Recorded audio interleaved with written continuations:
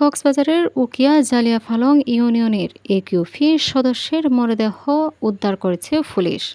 Police জানিয়েছে, নিহত কামাল হোসেন দুর্জয় ওই ইউনিয়নের ৯ নং ওয়ার্ডের ইউপি সদস্য ছিলেন। তিনি একই এলাকার সিদ্দিক আহমেদের ছেলে। উকিয়া থানার ওসি আরিফ হোসেন জানান, মঙ্গলবার দুপুর ১২টার দিকে ওই ইউনিয়নের মনকালী এলাকায় স্থানীয়রা একটি ডুবাই মরদেহটি দেখতে পেয়ে পরিবারকে খবর দেয়।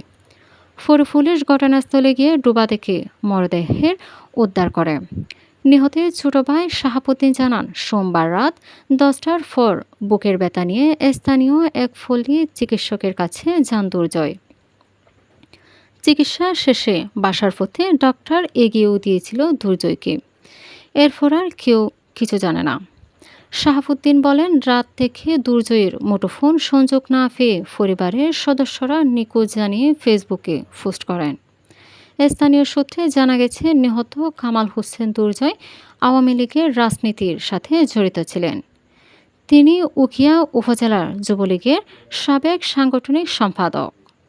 নিহতের মরদেহ ময়নাতদন্তের জন্য কক্সবাজার সদর হাসপাতালের মর্গে পাঠানো হয়েছে বলে জানান OC Arif Hossain. Desk report, সেতু টিভি, কক্সবাজার।